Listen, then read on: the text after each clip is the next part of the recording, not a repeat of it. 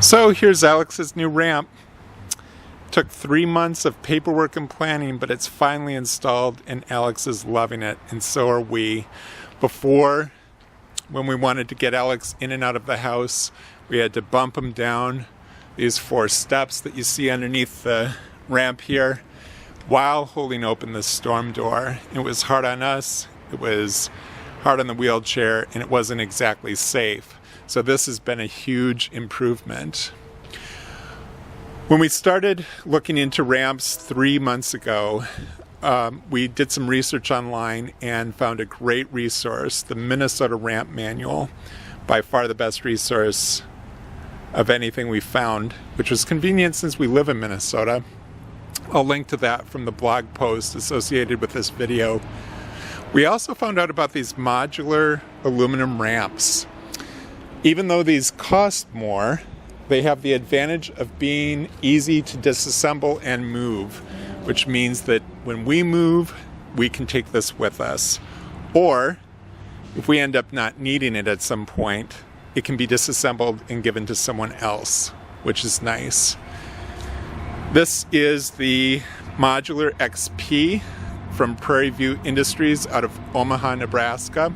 We bought it for just under $4,000 from a place called eMed Ramps online, and that got us a 14-foot section of ramp, a 16-foot section of ramp, and then 2 5-by-8-foot platforms, one at the top for a top landing and one at the bottom for a turnaround.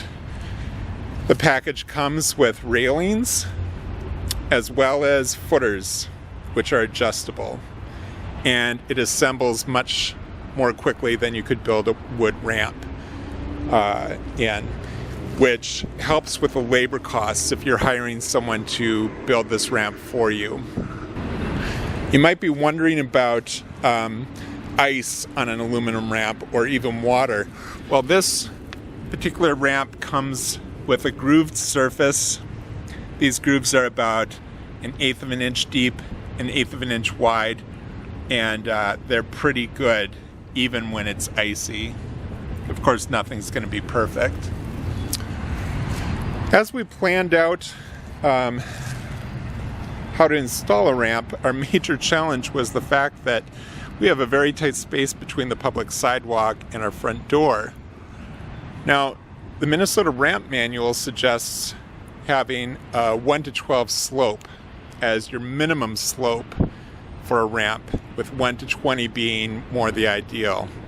That means that for every inch of rise, you're going to have 12 inches of run, or 12 inches of ramp.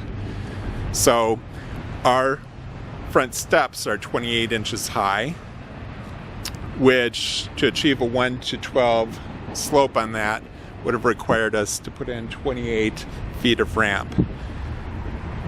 We've got 30 feet of ramp here, but the only way we did that was by constructing this ramp in a switchback layout, which costs a little bit more than doing a straight ramp without that turnaround platform.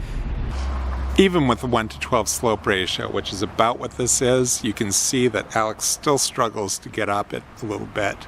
Would have been nicer if we could have gone with a little bit of a gentler slope, and you may want to consider that with your own ramp. A gentler slope means a safer slope and an easier slope to navigate.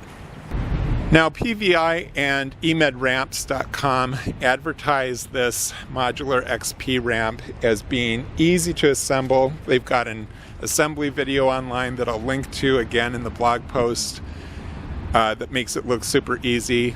I'll have to tell you, we hired professionals to do it, and it took them about a full day to put this together properly using the equipment that they had.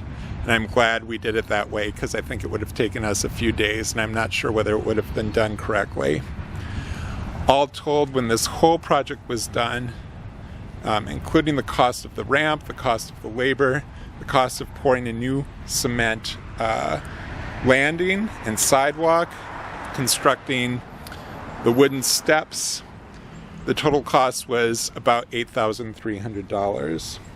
I'm going to post a lot more information about this ramp project in the blog post associated with this video, including the links to the resources I mentioned.